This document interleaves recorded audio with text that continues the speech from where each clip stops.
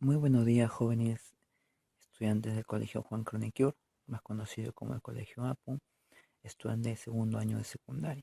Bienvenidos. Les saluda su profesor Julio Eric Espinosa. Vamos a trabajar el día de hoy el tema número 3, el periodo lítico. La comunidad primitiva en su primera etapa, el periodo lítico.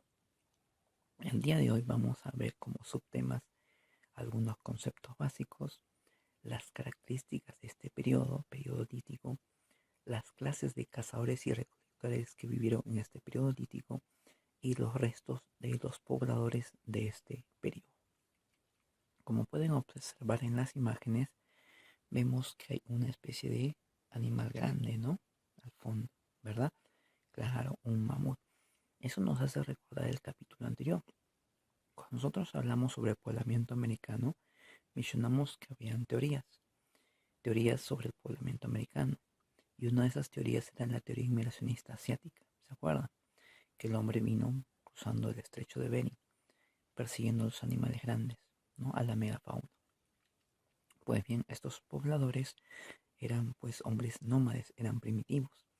Fueron llegando a América del Norte, avanzaron a América Central y por supuesto llegaron a América del Sur. Comencemos entonces a estudiar la comunidad primitiva en los Andes.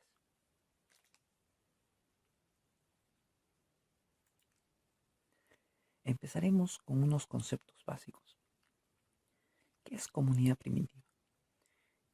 Hace miles de años, 15.000, 20.000 años atrás, el ser humano formaba grupos, vivía en grupos, formaba comunidad.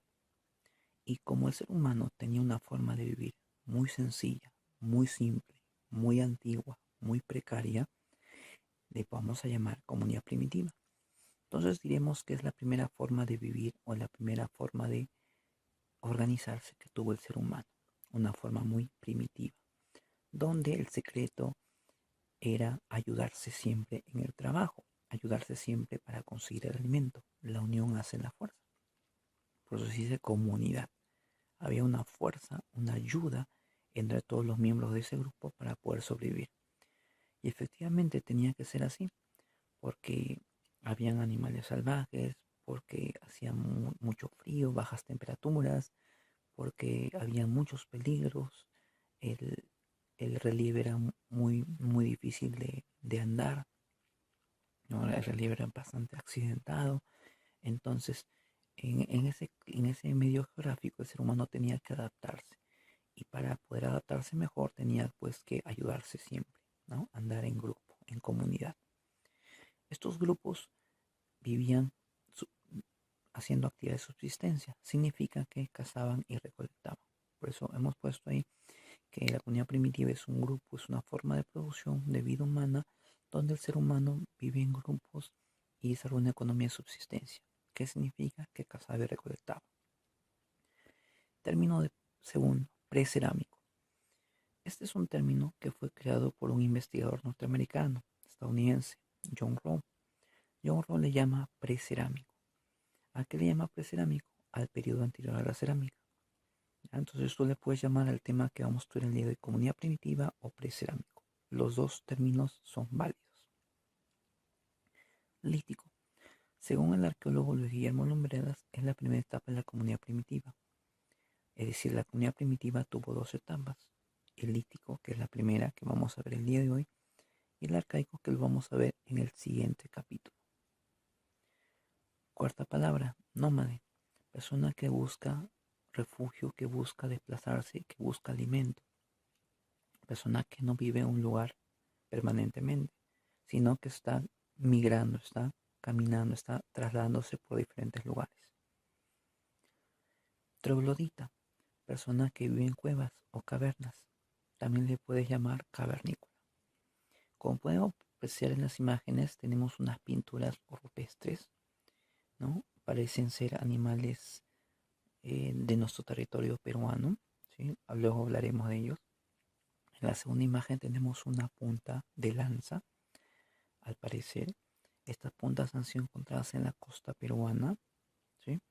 Y en la tercera imagen inferior tenemos a un grupo de campesinos en la actualidad que está rodeando a los animales, en este caso a camélidos. ¿Sí? Eso se llama en las alturas, en la sierra, se llama el chaco. Se dice chaco o chaco o casa colectiva, casa grupal, ¿sí? Donde se busca rodear al animal para atraparlo. ¿No? Eso se llama casa colectiva, chaco o chaco. Bien, continuamos.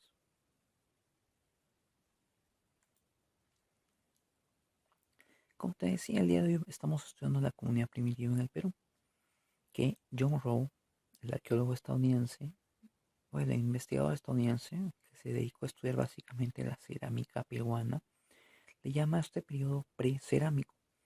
¿Por qué? Porque ninguno de estos pobladores elaboró vasijas de barro, elaboró cerámica.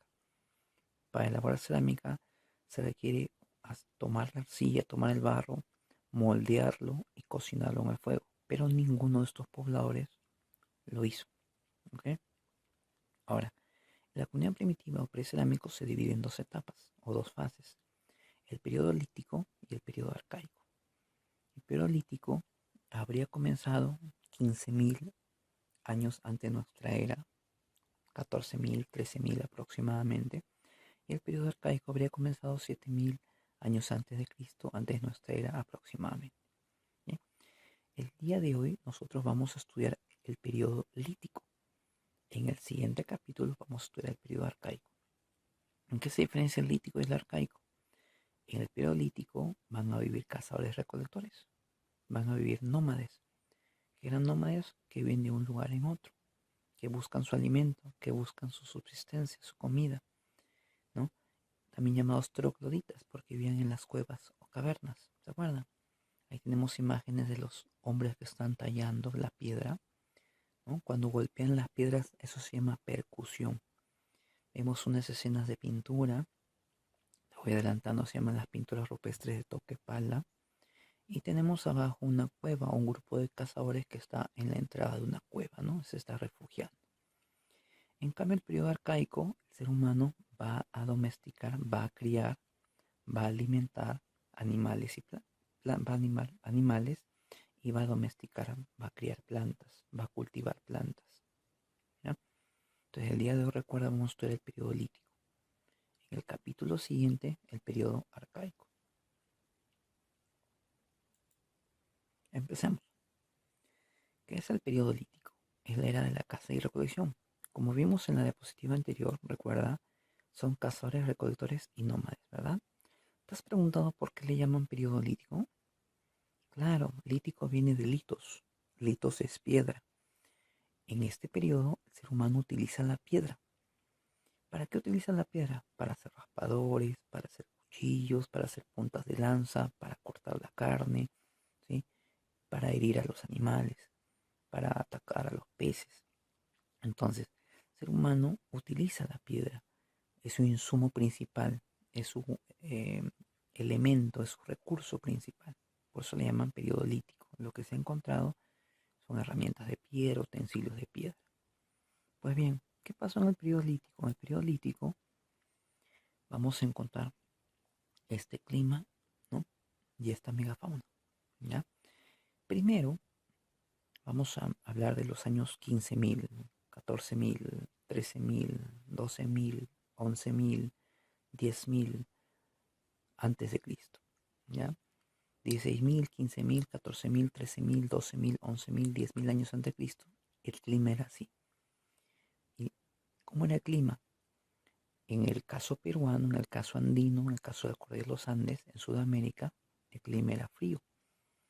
Estaba terminando el Pleistoceno, había glaciación.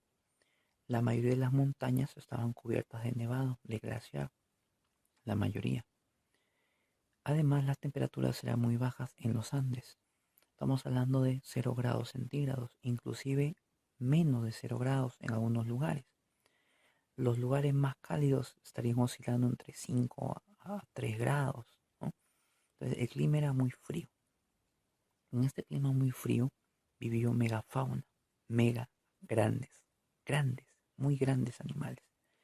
Las paleolamas que algunos también le llaman paleollamas, que vendrían a ser más o menos 3 veces el tamaño de las llamas actuales, con gran pelaje, con gran lana, ¿no? En su cuerpo, mejor dicho, con gran cantidad de lana.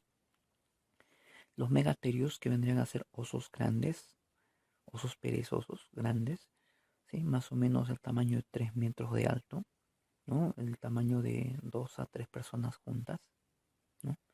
El esmilodonte, que era un felino, ¿no? Que tenía colmillos largos, colmillos de más o menos el tamaño de 2 reglas de 30 centímetros juntas. ¿Imaginas?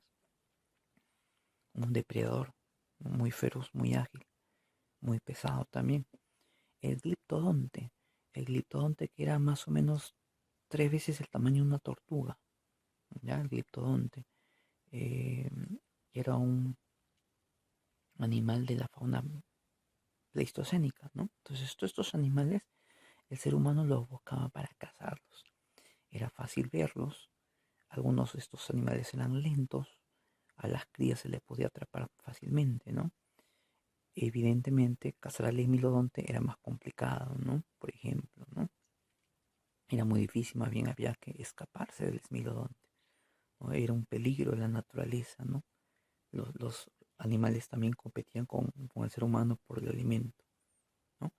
Ahora, si el ser humano encontraba alimentos o animales heridos o moribundos o, en estado de composición recién inicial, tomaba esos alimentos o esa carne descompuesta y se iba alimentando de ello. Pero ¿qué pasó? El Pleistoceno terminó, la edad del hielo terminó y la Tierra comenzó a calentarse, comenzó a ganar más temperatura. 1 grado, 2 grados, 3 grados, 5 grados, 8 grados, 10 grados. Conforme la Tierra ganaba más temperatura, 15 grados, 20 grados, los que tiene actualmente 25 grados, los glaciares iban derritiendo. Y al derretirse, la megafauna se extinguió. No soportaron el cambio brusco del clima, tenían demasiado calor, demasiada temperatura, exceso de calor en su cuerpo, ¿no? Hubo mucho cambio de presión que los terminó prácticamente ahogando estos animales. El ser humano los estaba cazando a la mayoría que podía.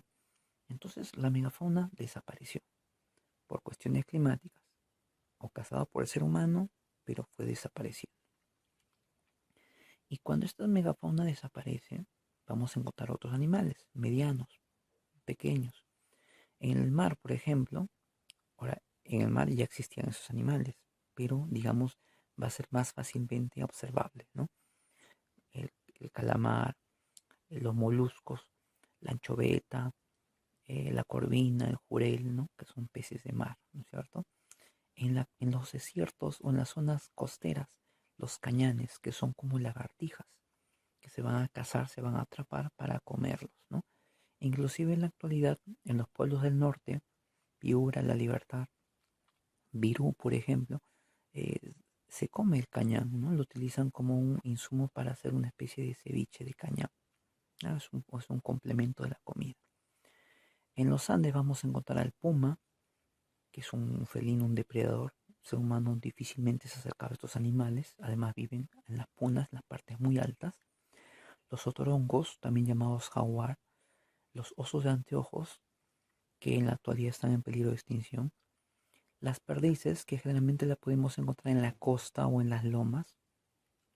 Los cuyes, que se encontraban en la zona andina, eran silvestres en un inicio. Con el tiempo ya el ser humano los va a criar.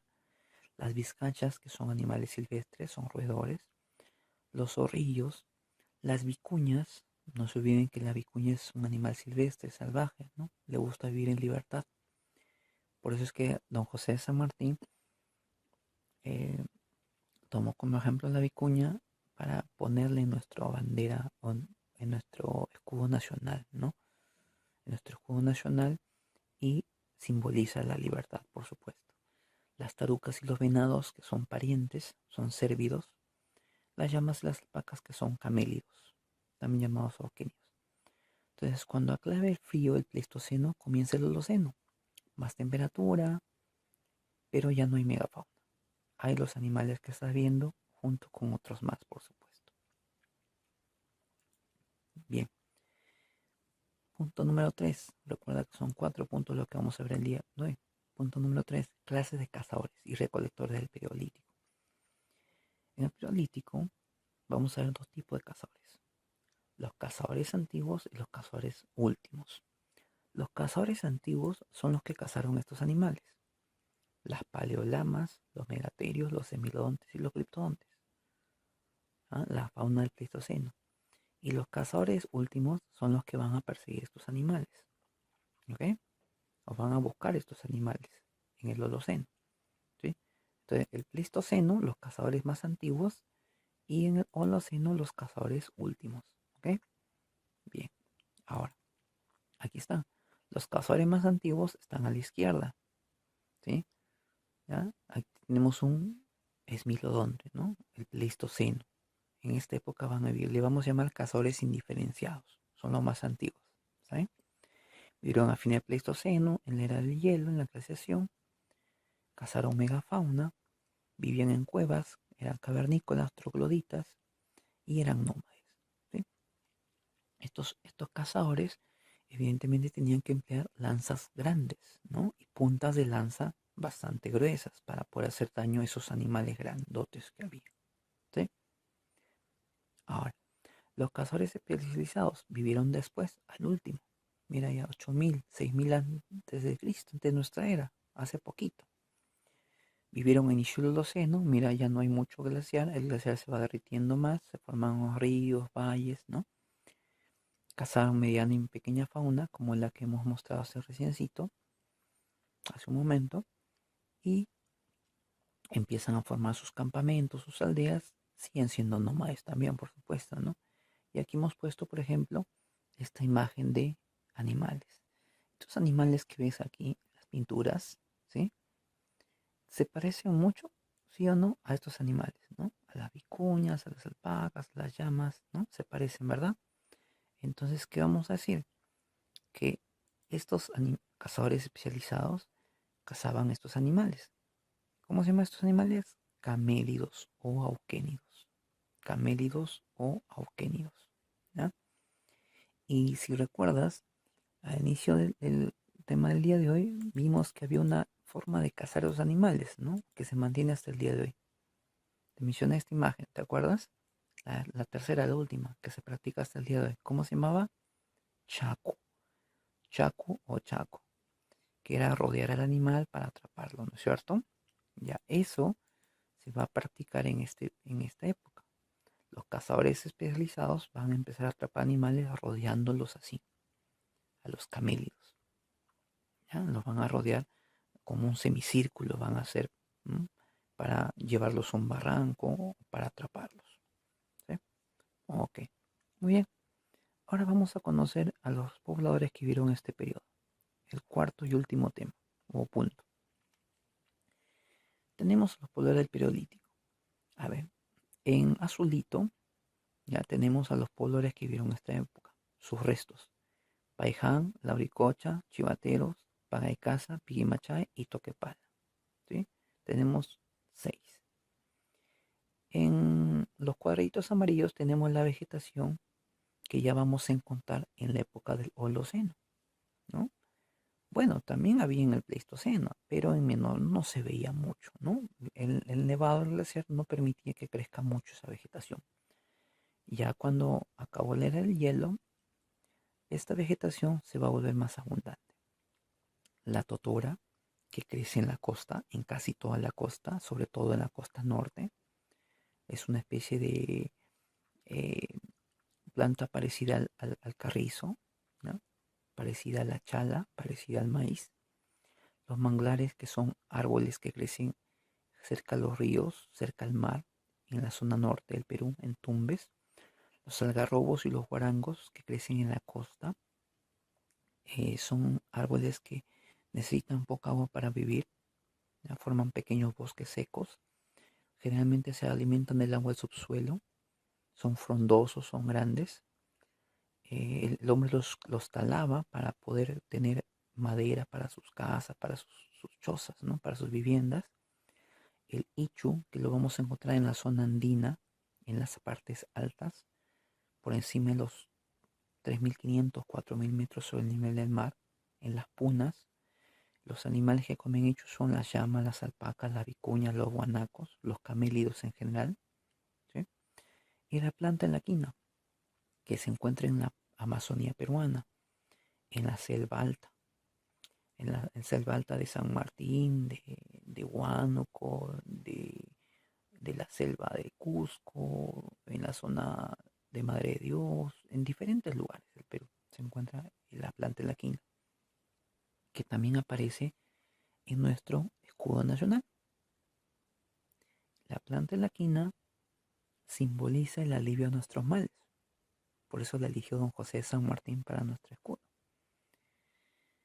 ¿Por qué el alivio para nuestros males? Porque es una planta medicinal.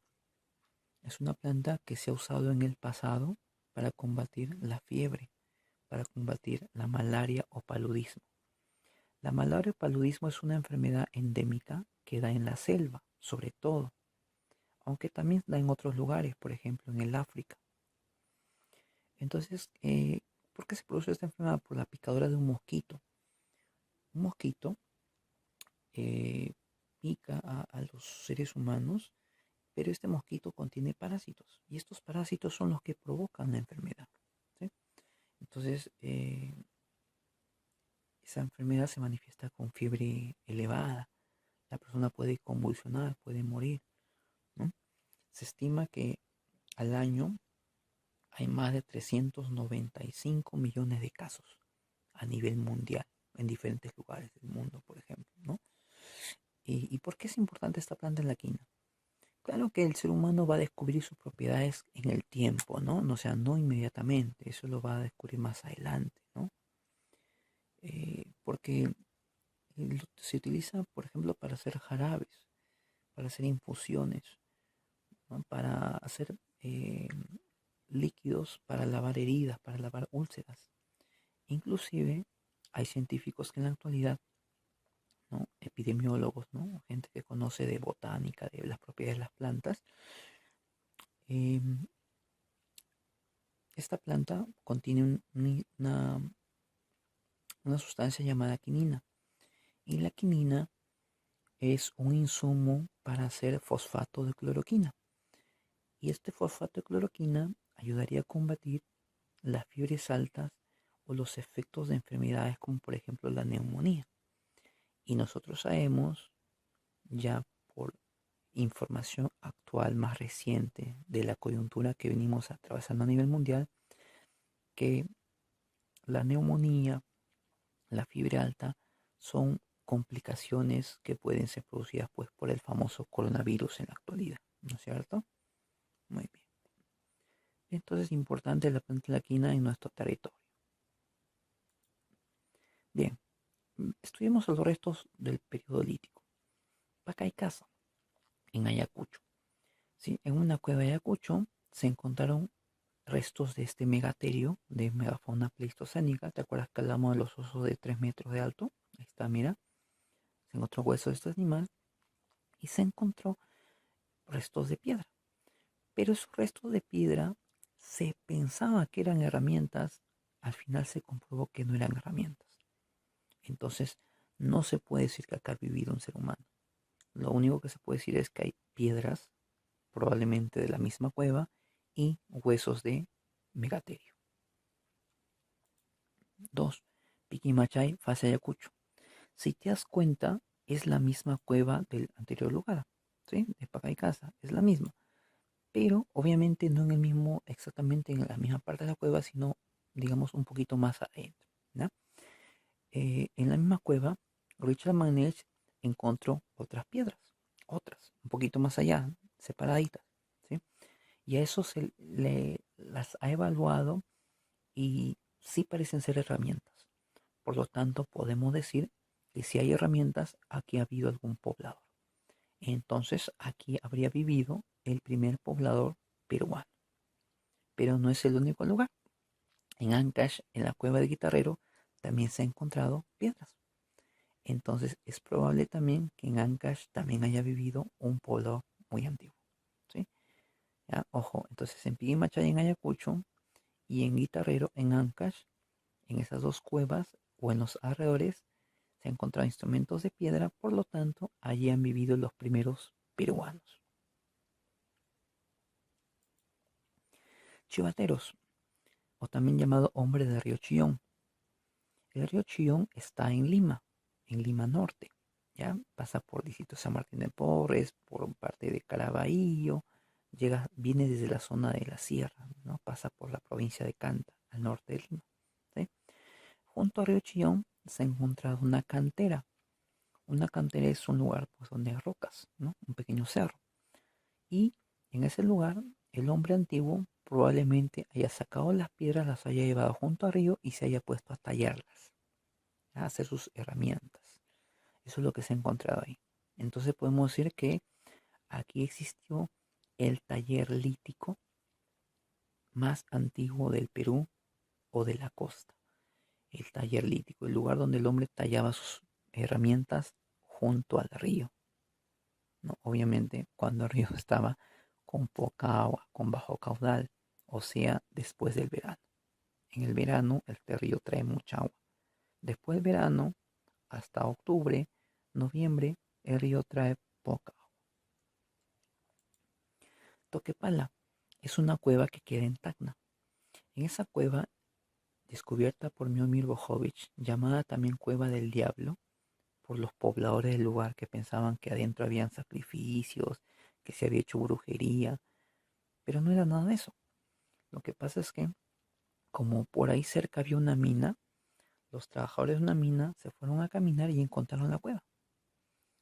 Pero cuando los arqueólogos, Miomir Bojovic, luego Emilio González, se pusieron a estudiar el lugar, se dieron cuenta que no eran nada sacrificios ni rituales, digamos, de brujas, una cosa así, ¿no? Nada tenía que ver con el diablo, sino que eran pinturas antiguas, hechas por pobladores primitivos, por cazadores, ¿no? ¿Por qué? Porque se ve que son escenas de caza. Se ve que, ahí mira, ahí se ve la sombrecita de los cazadores que están atacando a los animales. Y estos son pues los famosos camélidos o boquénidos, ¿no? Llamas, alpacas, vicuñas, guanacos, ¿no? ¿Y cómo se llamaba esta casa colectiva? ¿Te acuerdas que había una casa grupal? Cuando hacían una forma de U, lo mostramos en las primeras imágenes, ¿te acuerdas? Chacu o Chaco, ¿no? Entonces, esa era una forma de atrapar a los animales. Se hacía un círculo o semicírculo para que se vaya a un barranco, para que se caigan o para atraparlos. La importancia de Toquepala es que aquí están las pinturas más antiguas del Perú, ¿no? Algunos le llaman también la primera pinacoteca. Pina, pinturas. Pinaco, pinturas. Teca, conjunto. Conjunto de pinturas. La primera pinacoteca del Perú. Y que estas pinturas habrían sido hechas como una especie de ritual, ¿no? Un ritual tipo una danza en ¿no? Haciendo las pinturas antes de ir a cazar a los animales. Paiján se encuentra en la Libertad, en el Valle Chicama, eh, en la zona de las playas de la Libertad, en la costa norte, ¿no? Revisando el mapa, ahí lo vas a observar de nuevo. En este lugar se han encontrado instrumentos líticos, como los que están aquí, con esas puntas. Para muchos esto era la punta de una lanza, ¿no? Y con esa punta de la lanza se iban al mar y le tiraban a los peces. O sea, se utilizaba como un arpón para cazar los peces generalmente de mayor tamaño. Y se han encontrado también los entierros humanos más antiguos del Perú, en la costa. Los entierros humanos más antiguos de todo el Perú, ¿ya? De una mujer y de un jovencito, de un niño, un puber, y de una mujer que no llegaba a los 30 años de edad, ¿ya? Estos esqueletos se han encontrado echados en posición fetal, ¿sí? Esa es la importancia de Paija. La Oricocha se encuentra en Huánuco, es una cueva en la sierra, en la zona andina, Se han encontrado pinturas rupestres. Mira otra vez a estos animalitos que son camélidos o auquénidos. ¿Ya ves? Cueva. ¿Cómo se llaman las personas que viven en las cuevas? Trogloditas o cavernícolas. Se han encontrado 11 esqueletos humanos y además se han encontrado también cráneos alargados. Se han encontrado también restos líticos y escenas de caza. Se considera que son los entierros humanos más antiguos, pero de la sierra. Muy bien, jóvenes, a continuación la dirigida. La importancia de la caza del mamut. Se obtenía de él su carne, su grasa, su lana, sus huesos. Importancia de cazar el megaterio. Se obtenía su carne y su piel. Importancia de cazar el hemilodonte. Se obtiene sus crías, ¿no? De sus crías se obtiene carne y sus colmillos que pueden ser como un utensilio. 2. ¿Cómo sobrevivieron las bandas del Paleolítico? Cazando y recolectando, buscando su alimento como nómades. 3. ¿Qué observas en Toquepala? Escenas de Chaco, escenas de caza colectiva, caza grupal. 4. ¿Quiénes eran cazadores especializados? Los hombres que vivieron a inicios del Holoceno, que practicaban el Chaco, ¿no? Que cazaban a los animales medianos o pequeños. 5. Complete debidamente. Primer taller lítico, Chivateros. Primer poblado peruano, Piquimachay. Primera escena de Chaco, Toquepala. Primeros entierros humanos, Paiján. Descubre Chivateros, Eduardo Lani. La Uricocha se ubica en Huánuco. Ahí tienes las respuestas de las siguientes preguntas y finalizamos con tu domiciliario. Muy bien, nos vemos en el siguiente capítulo.